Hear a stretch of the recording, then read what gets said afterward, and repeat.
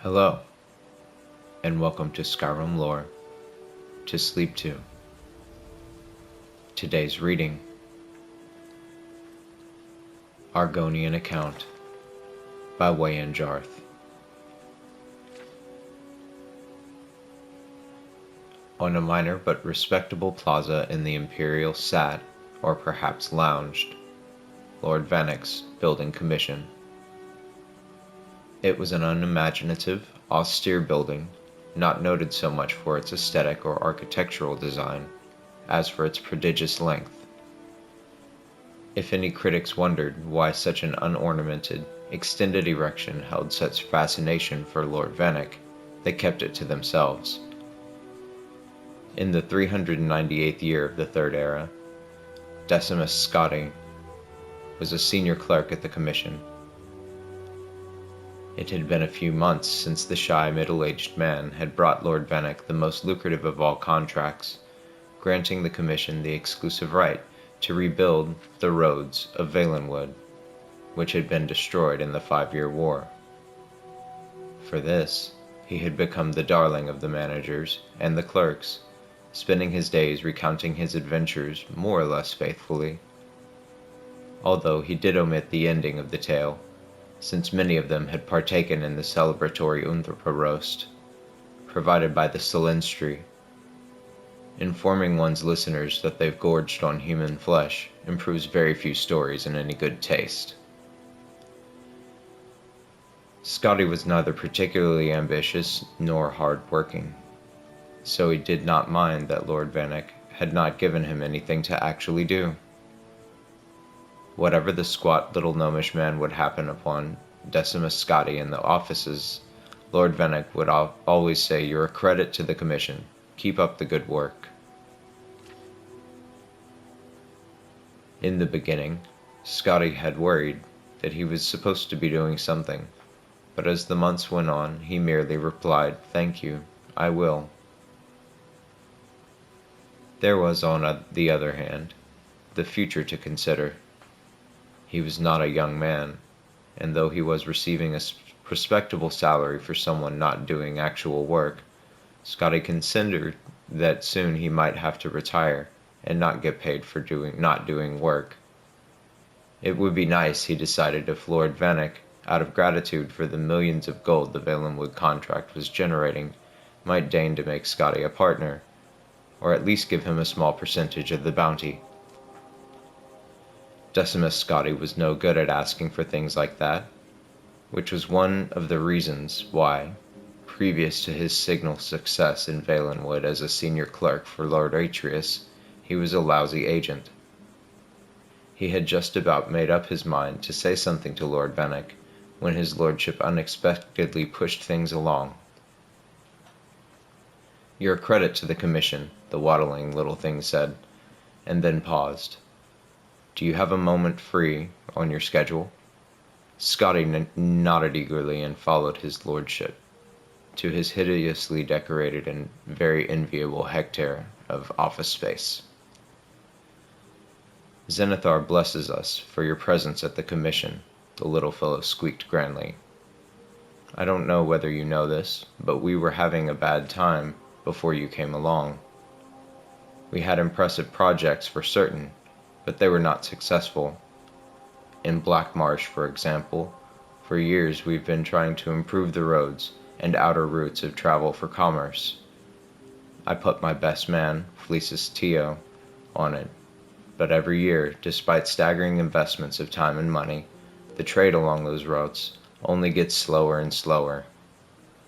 Now we have your very clean, very profitable Valenwood contract to boost the Commission's profits. I think it's time you were rewarded." Scotti grinned a grin of great modesty and subtle avarice. "I want you to take over the Black Marsh account from Fleecis Tio." Scotti shook as if awakening from a pleasant dream to a hideous reality. "My lord, I couldn't." "Nonsense," chirped Lord Vanek. "Don't worry about Tio. He will be happy to retire on the money I give him, particularly as soul-wrenchingly difficult as this Black Marsh business has been. Just your sort of challenge, my dear Decimus. Scotty couldn't utter a sound. Through his mouth feebly formed the word no, as Lord Vannick brought out the box of documentation on Black Marsh. You're a fast reader, Lord Vannick guessed. You can read it all en route. En route to Black Marsh, of course, the tiny fellow giggled. You are a funny chap. Where else would you go to learn about the work that's being done, and how to improve it? The next morning, the stack of documentation hardly touched. Decimus Scotty began the journey southeast to Black Marsh. Lord Vannick had hired an able-bodied guard, a rather taciturn red guard named Malik, to protect his best agent.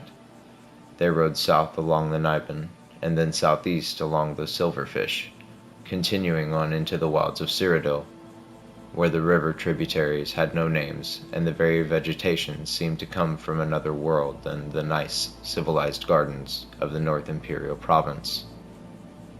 Scotty's horse was tied to Malik's, so the clerk was able to read.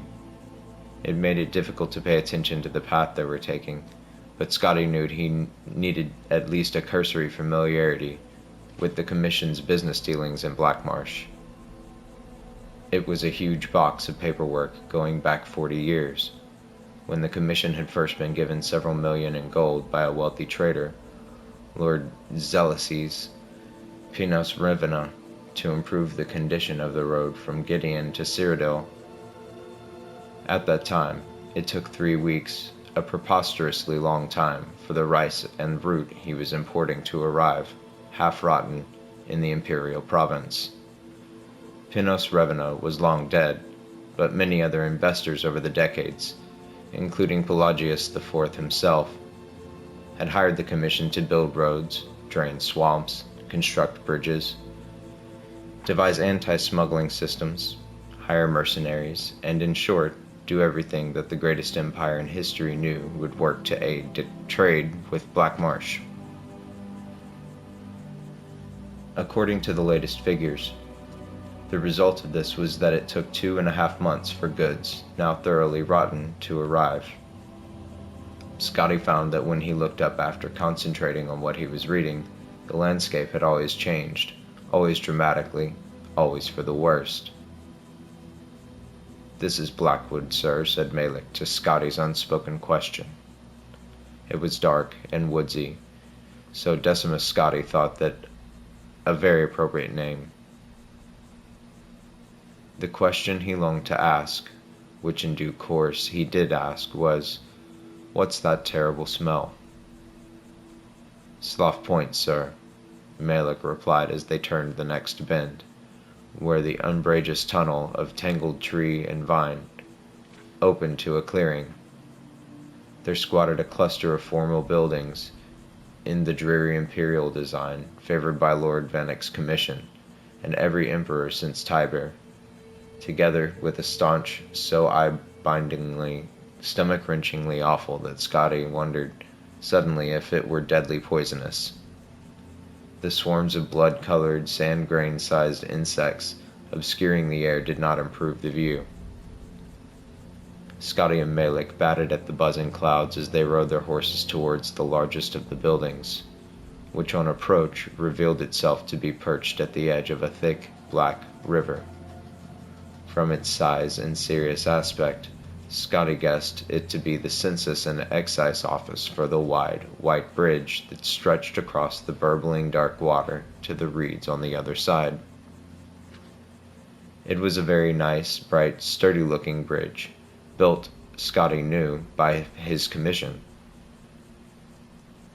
A poxy, irritable official opened the door quickly on Scotty's first knock.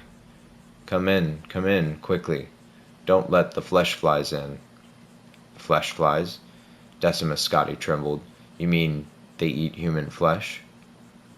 "If you're fool enough to stand around and let them," the soldier said, rolling his eyes.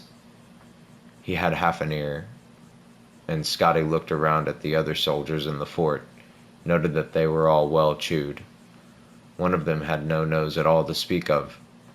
"Now, what's your business?" Scotty told them, and added that if they stood outside the fortress instead of inside, they might catch more smugglers.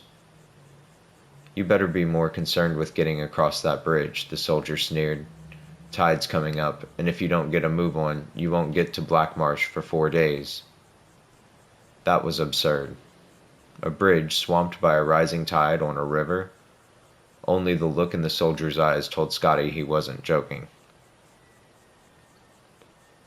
Upon stepping out of the fort, he saw that the horses, evidently tired of being tortured by the flesh flies, had ripped free of their restraints and were bounding off into the woods. The oily water of the river was already lapping on the planks, oozing between the crevices. Scotty reflected that perhaps he would be more than willing to endure a wait of 4 days before going to Blackmarsh. But Malik was already running across. Scotty followed him wheezing. He was not in excellent shape, and had never been. The box of commission materials was heavy. Halfway across, he paused to catch his breath, and then discovered he could not move. His feet were stuck.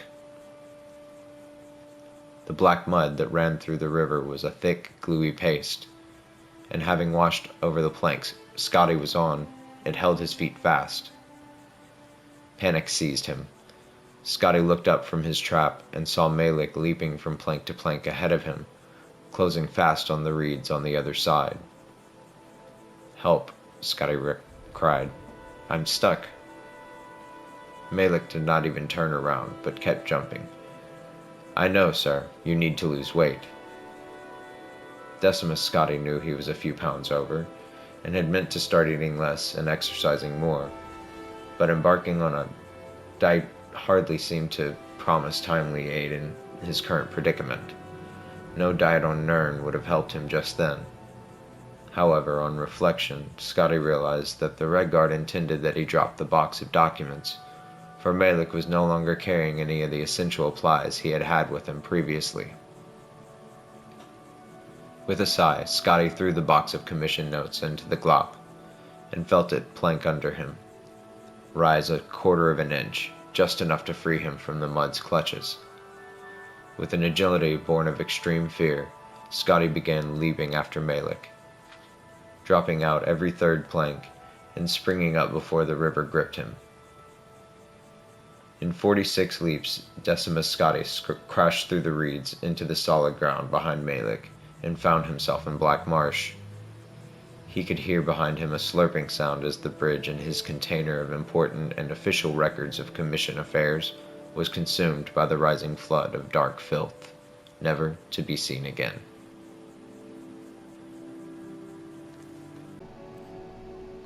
Argonian Account, Book 2.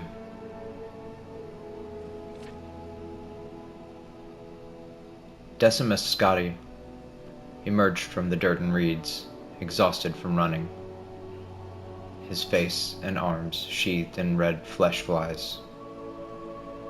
Looking back toward Cyrodiil, he saw the bridge disappear beneath the thick black river, and he knew he was not getting back until the tide went down in a few days' time. The river also held in its adhesive depths his files on the Blackmarsh account. He would have to rely on his memory for his contacts in Gideon. Malik was purposefully striding through the reeds ahead, flailing ineffectually at the flesh flies. Scotty hurried after him. "We're lucky, sir," said the Red Guard, which struck Scotty as an extraordinarily odd thing to say, until his eyes followed where the man's finger was pointing. "The caravan is here." 21 rusted, mud-spattered wagons with rotting wood and wobbly wheels sat half-sunk in the soft earth ahead. A crowd of Argonians, gray-scaled and gray-eyed, the sort of sullen manual laborers that were common in Cyrodiil, pulled at one of the wagons, which had been detached from the others. As Scotty and Malik came closer, they saw it was filled with a cargo of black berries, so decayed that they had become hardly recognizable. more a festering jelly than a wagon load of fruit. Yes, they were going to the city of Gideon, and yes, they said, Scotty could get a ride with them after they were finished unloading this shipment of lumberries. How long ago were they picked? Scotty asked, looking in the wagon's rotten produce. The harvest was in the last seed, of course, said the Argonian who seemed to be in charge of the wagon. It was now the sun's dusk, so they had been en route from the fields for a little over 2 months. Clearly, Scotty thought, there were problems with transportation, but fixing that, after all, was what he was doing here as a representative of Lord Vanek's building commission. It took close to an hour of the berries rotting even more in the sun for the wagon to be pushed to the side, the wagons in front of it and behind it to be attached to one another, and one of the 8 horses from the front of the caravan to be brought around to the now independent wagon.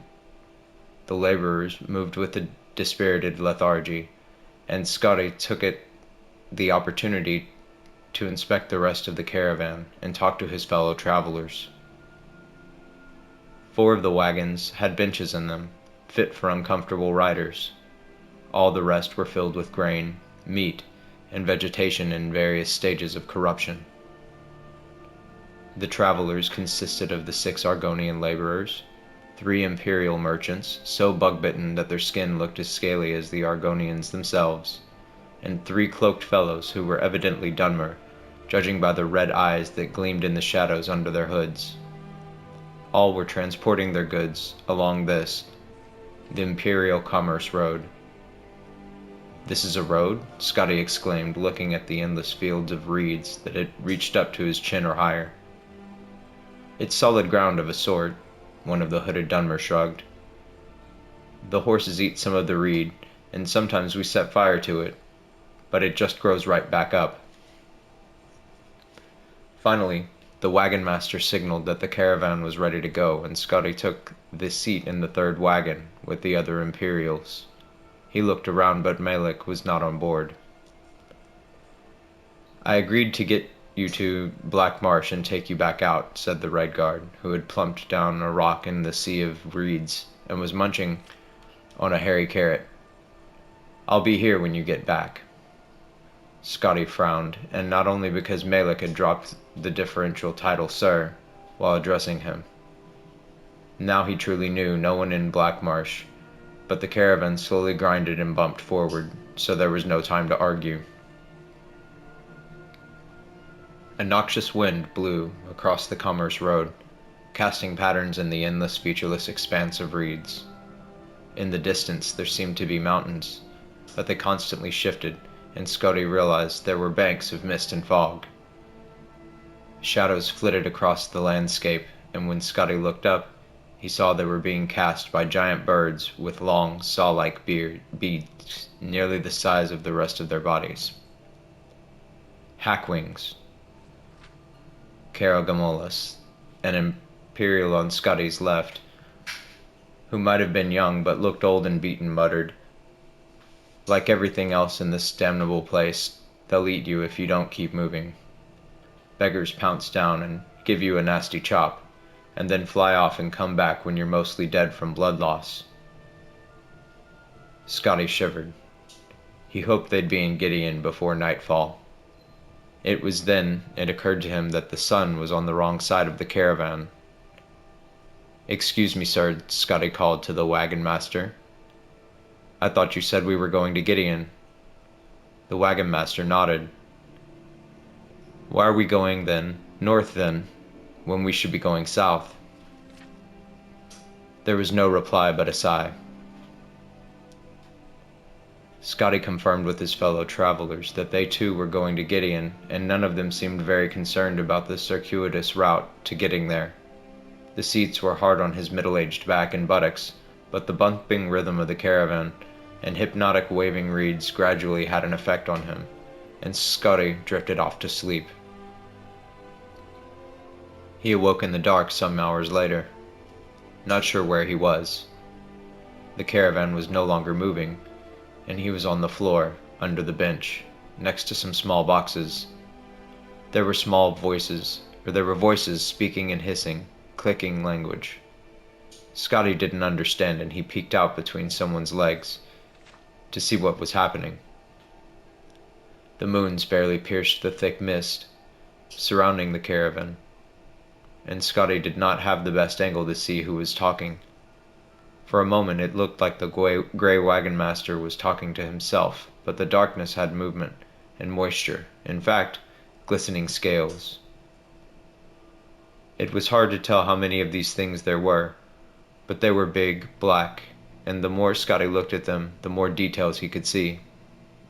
When one particular detail emerged, huge mouths filled the dripping needle like fangs. Scotty slipped back under the bench. Their black little eyes had not fallen on him yet.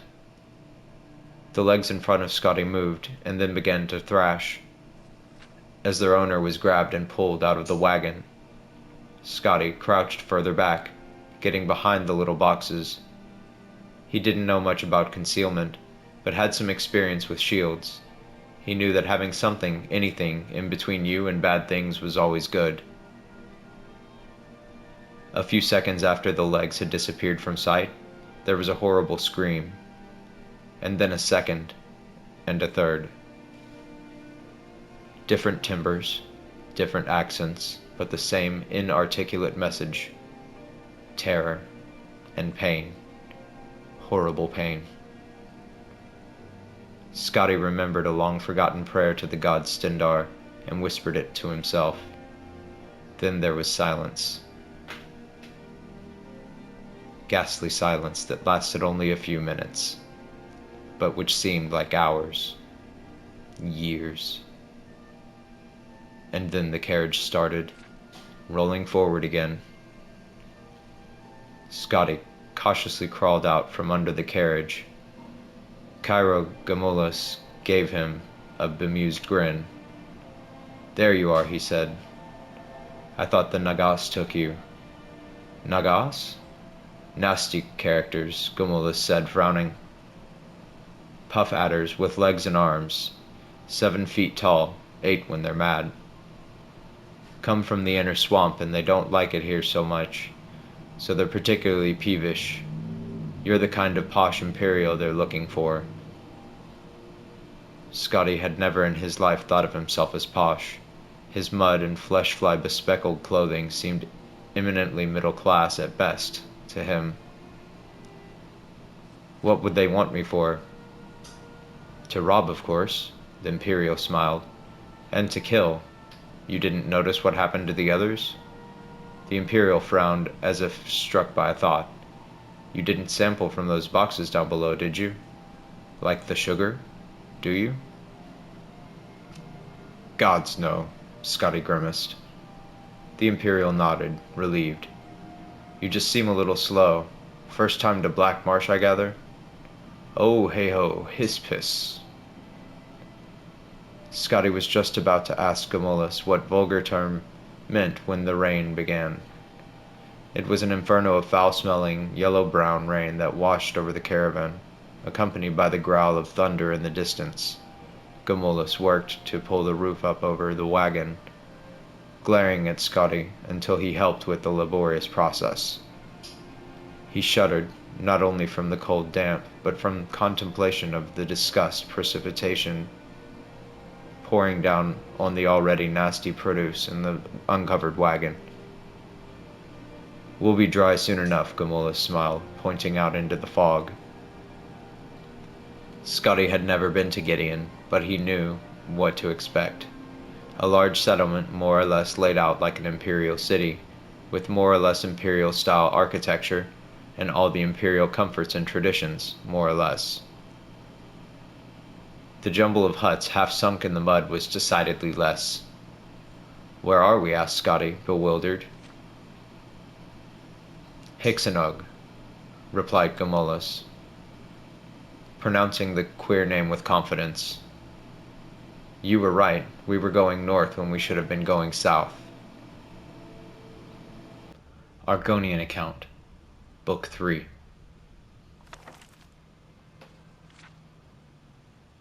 Decimus Scudi was supposed to be in Gideon, a thoroughly imperialized city in southern Black Marsh, arranging business dealings to improve commerce in the province on behalf of Lord Vennick's building commission and its clients.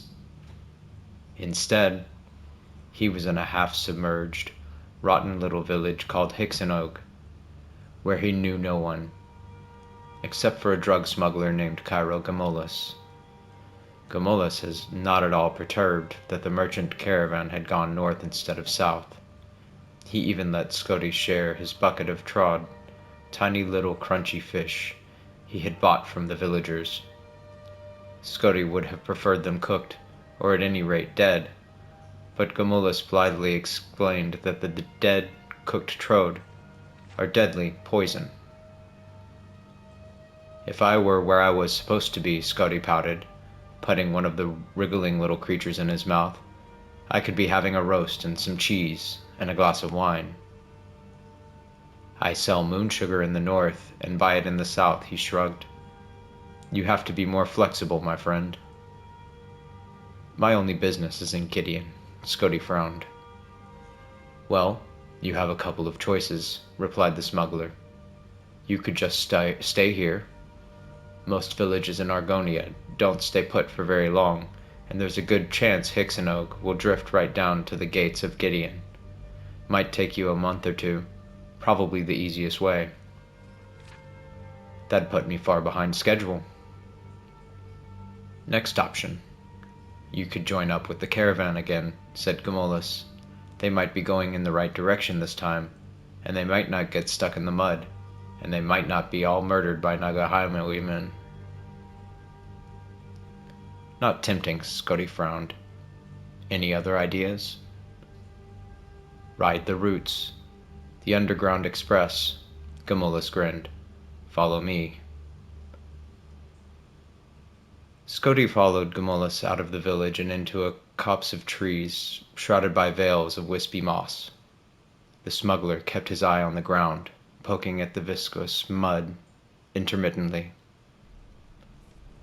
Finally, he found a spot which triggered a mass of big oily bubbles to rise to the surface.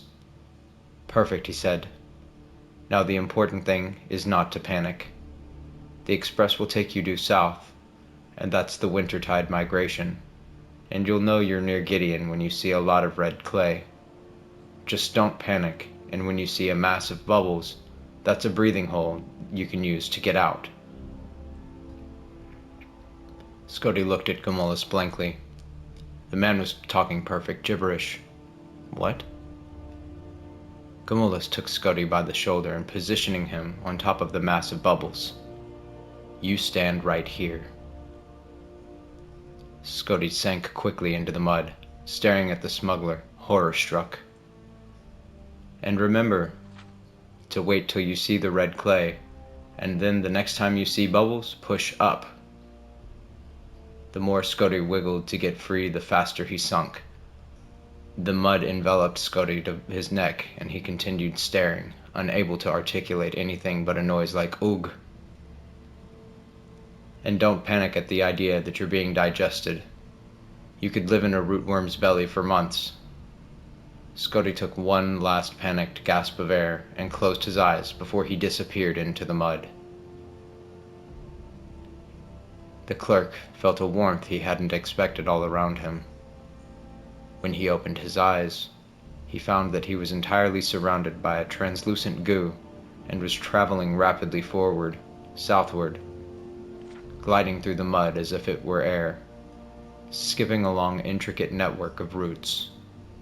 Scotty felt confusion and euphoria in equal measures, madly rushing forward through an alien environment of darkness, spinning around and over the thick fibrous tentacles of the trees. It was if he were high in the sky at midnight, not deep beneath the swamp in the Underground Express. Looking up slightly at the massive root structure above, Scotty saw something wriggle past, an 8-foot-long armless, legless, colorless, boneless, eyeless, nearly shapeless creature, riding the roots. Something dark was inside of it, and as it came closer, Scotty could see it was an Argonian man. He waved, and the disgusting creature, the Argonian, was flattened slightly and rushed onward. Gamulus's words began to reappear in Scotty's mind at this sight. The wintertide migration, air hole, you're being digested. These were the phrases that danced around as if trying to find some place to live in a brain which was highly resistant to them coming in. But there was no other way to look at the situation. Scotty had gone from eating living fish to being eaten alive as a way of transport. He was in one of those worms. Scotty made an executive decision to faint. He awoke in stages, having a beautiful dream of being held in a woman's warm embrace. Smiling and opening his eyes, the reality of where he really was rushed over him. The creature was still rushing madly, blindly forward, gliding over roots, but it was no longer like a flight through the night sky. Now it was like the sky at sunrise, in pinks and reds. Scotty remembered Gamulus's telling him to look for red clay and he would be near Gideon. The next thing he had to find was the bubbles. There were no bubbles anywhere. Though the inside of the worm was still warm and comfortable, Scotty felt the weight of the earth all around him. Just don't panic, Gamulus had said. But it was one thing to hear that advice and quite another to take it. He began to squirm, and the creature began to move faster at the increased pressure from within. Suddenly, Scotty saw it ahead of him, a slim spire of bubbles rising up through the mud from some underground stream straight up through the roots to the surface above him. The moment the rootworm went through it, Scotty pushed with all his might upwards, bursting through the creature's thin skin. The bubbles pushed Scotty up quickly, and before he could blink he was popping out of the red slushy mud. 2 gray Argonians were standing under a tree nearby, holding a net. They looked in Scotty's direction with polite curiosity. In their net, Scotty noticed, were several squirming, furry, rat-like creatures. While he addressed them, another fell out of the tree. Though Scotty had not been educated in this practice, he recognized fishing when he saw it. "Excuse me, lads," Scotty said jovially. "I was wondering if you'd point me in the direction of Gideon." The Argonians introduced themselves as Drawing Flame and Furl of Fresh Leaves, and looked at one another, puzzling over the question. "Who you seek?" asked Furl of Fresh Leaves. "I believe his name is," said Scotty, trying to remember the contents of his long-gone file of Black Marsh contacts in Gideon. "Arkeen, right foot, rock?" Drawing Flame nodded. 4 or 5 gold, show you way. Just east. His plantation east of Gideon. Very nice." Scotty thought that the best business he had heard of in 2 days and handed Drawing Flames the 5 septums. The Argonians led Scotty into the muddy ribbon of road that passed through the reeds and soon revealed the bright blue expanse of the Topo Bay, far to the west. Scotty looked around at the magnificent walled estates, where bright crimson blossoms sprang forth from the very dirt of the walls, and surprised himself by thinking, "This is very pretty." The road ran parallel to a fast-moving stream, running eastward from Topal Bay. It was called the Oncobra River, and was told it ran deep into Black Marsh, to the very dark heart of the province. Peeking past the gates to the plantations east of Gideon, Scotty saw the few of the fields that were tended. Most had rotten crops from harvest past still clinging to wilted vines, orchards of desolate leafless trees. The Argonian serfs who worked the fields were thin, weak, near death, more like haunting spirits than creatures of life and reason. 2 hours later, as the 3 continued their trudge east, the estates were still impressive, at least from a distance. The road was still solid if weedy, but Scotty was irritated, horrified by the field workers and the agricultural state, and no longer charitable towards the area. How much further? Furl of Fresh Leaves and Drawing Flame looked at one another, as if that question was something that hadn't occurred to them. Arcane is east? Furl of Fresh Leaves pondered. Near or far? Drawing Flame shrugged, non-committally, and said, Scotty, for 5 gold, show you way, just east, is plantation, very nice. You don't have any idea, do you? Scotty cried. Why couldn't you tell me that in the first place, when I might have asked someone else? Around the bend uphead, there was a sound of hoofbeats, a horse coming closer. Scotty began to walk forwards, towards the sound, to hail the rider, and didn't see Drawing Flame's taloned claws flash out and cast the spell at him. He felt it, though, a kiss of ice along his spine, the muscles along his arms and legs suddenly immobile, as if wrapped in rigid steel. He was paralyzed. The great curse of paralysis, as the reader may be unfortunate enough to know, is that you continue to see and think through your body, though your body does not respond. The thought that went through Scotty's mind was, damn. For Drawing Flame and Furl of Fresh Leaves were, of course, like most simple day laborers in Blackmarsh, accomplished illusionists, and no friend of the Imperial. The Argonians shoved Decimus Scotty into the side of the road, just as the horse and rider came around the corner. He was an impressive figure, a nobleman in a flashing dark green cloak, the exact same color as his scaled skin, and a frilled hood that was part of his flesh and sat upon his head like a horned crown. Greetings, brothers, the rider said to the two. Greetings, Arcane Rightfoot Rock, they responded, and then Furl of Fresh Leaves added, What is my lord's business on this fine day? No rest, the Arcane sighed regally. One of my she-workers gave birth to twins! Fortunately, there's a good trader in town for those, and she didn't put up too much of a fuss. And then there's the fool of an Imperial from Lord Vanek's building commission I'm supposed to meet with in Gideon. I'm sure he'll want the grand tour before he opens up the treasury for me. Such a lot of fuss. Drawing Flame and Furl of Fresh Leaves sympathized. And then, as Arcane Rightfoot Rock rode off, they went to look for their hostage. Unfortunately for them, gravity being the same in Blackmarsh as elsewhere in Tamriel, their hostage, Decimus Scotty, had continued to roll down from where they had left him, and was, at that moment, in the Innokrabur River, drowning. Hello, Argonian Account, Book 4.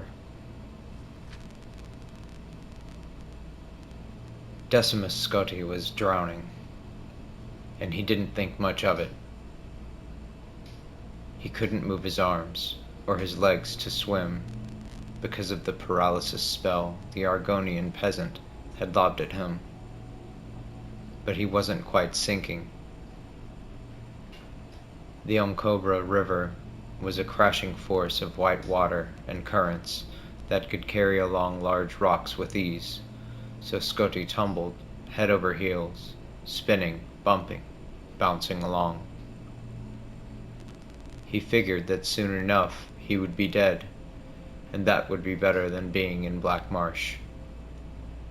He wasn't too panicked about it at all when he felt his lungs fill with water and cold blackness fell upon him. For a while, for the first time in some time, Decimus Scotty felt peace, blessed darkness. And then pain came to him, and he felt himself coughing, spewing water up from his belly and his lungs. A voice said, "Oh bother, he's alive, ain't he now?" Scotty wasn't sure if that were true. Even when he opened his eyes and looked at the face above him, it was an Argonian, but unlike any he had seen anywhere. The face was thin and long, like a thick lance. The scales were ruby red, brilliant in the sunlight. It blinked at him, his eyelids opening and closing in vertical slits. "I don't suppose we should eat you, should we now?" The creature smiled, and Scotty could tell from its teeth that it was no idle suggestion. "Thank you," said Scotty weakly. He craned his head slightly to find out who the "we" were, and discovered he was on the muddy bank of the still, sludgy river, surrounded by a group of Argonians with similarly needle-like faces and a whole rainbow of scales, bright greens and gem-like purples, blues and oranges. "Can you tell me where? Am I near, well, anywhere?" The ruby-colored Argonian laughed. "No, you're in the middle of everywhere, and near nowhere." "Oh," said Scotty. He grasped the idea that space did not mean much in Black Marsh. "And what are you?" "We are Agassefs," the ruby-colored Argonian replied. "My name is Nomu." Scotty introduced himself. "I am a senior clerk in Lord Vennick's building commission in the Imperial City. My job was to come here and try to fix the problems with commerce, but I've lost my agenda, haven't met with any of my contacts, the Arcanes of Gideon. Pompous, assimilated slaver kleptocrats," a small lemon-colored Agassef murmured with some feeling. "And now I just want to go home."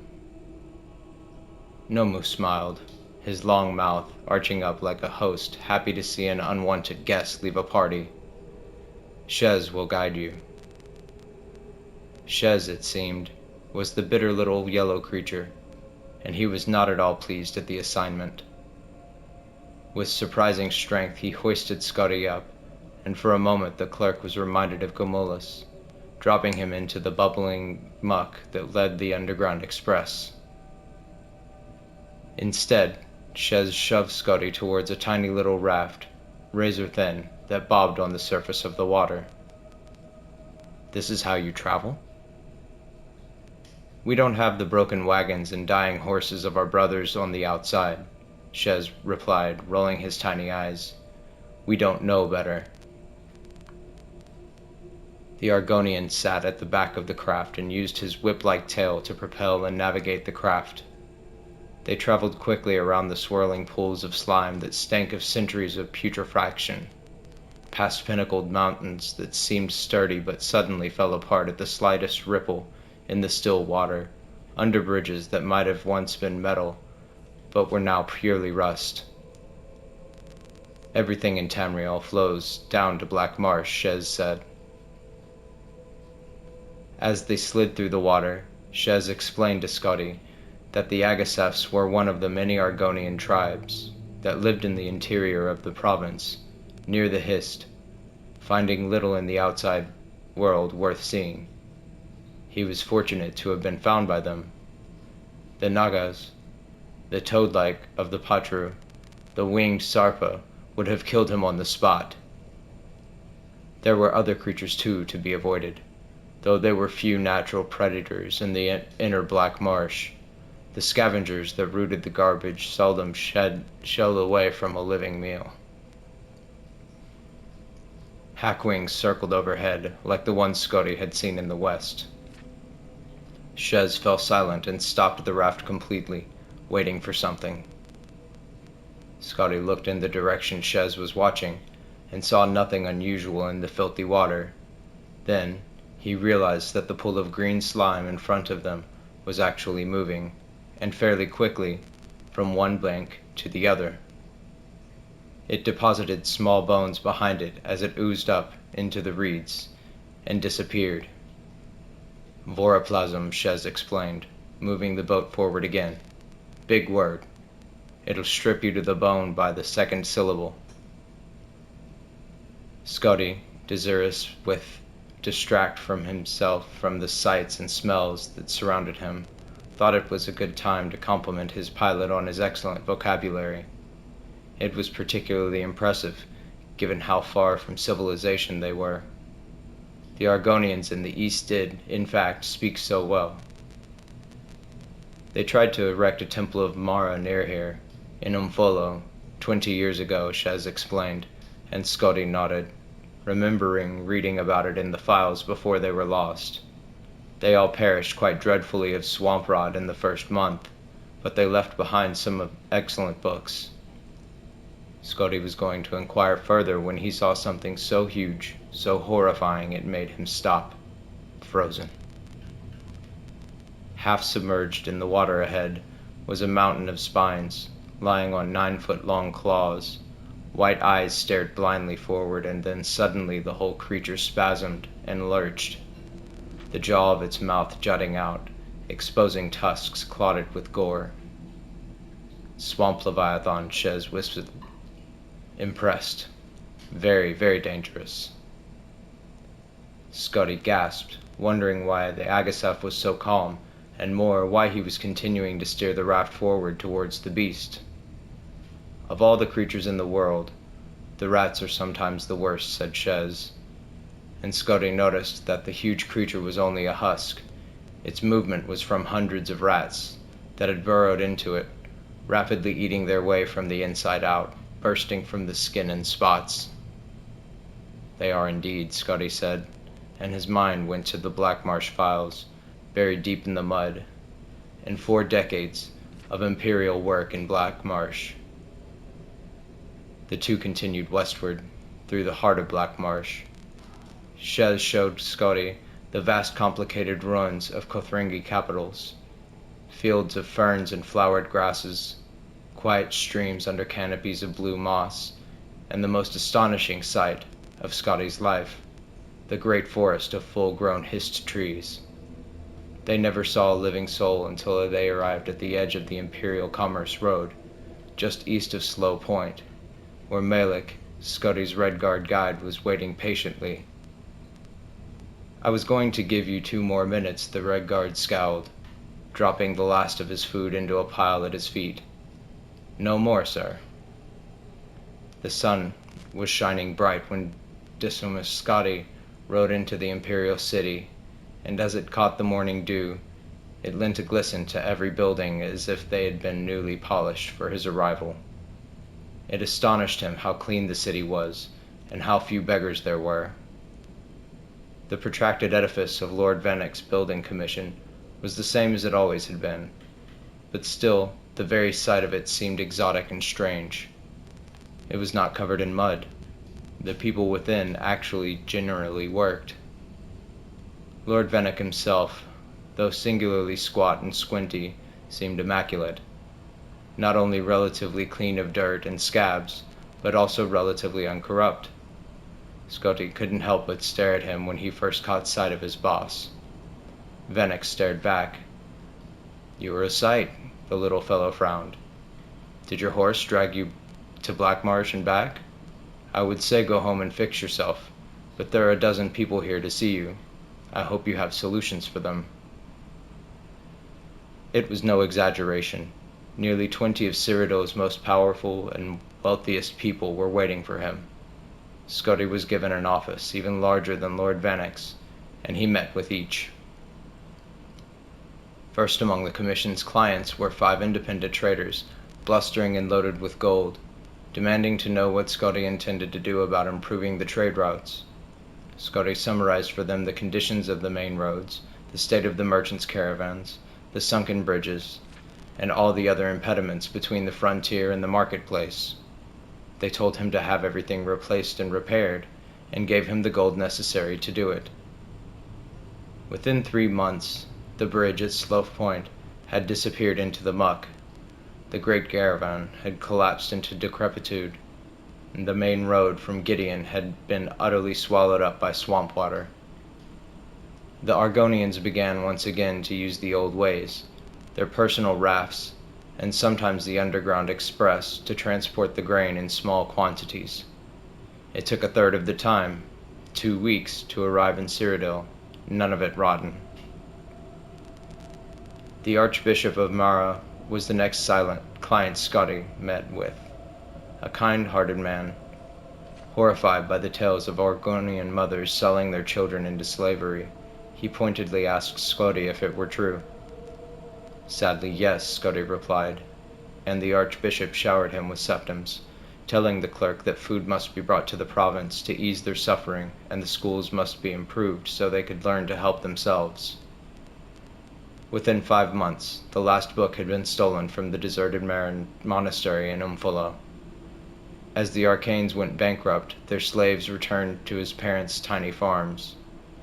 The backwater Argonians found they could grow enough to feed their families provided they had enough hard workers in their enclave, and the buyer's market for slaves sharply declined. Ambassador Sixth,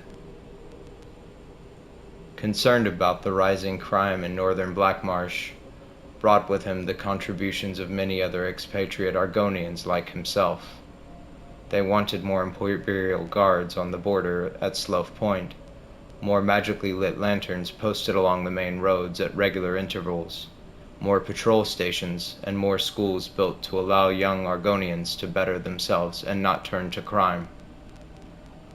Within 6 months there were no more Nagas roaming the roads, as there were no more merchants traveling them to rob.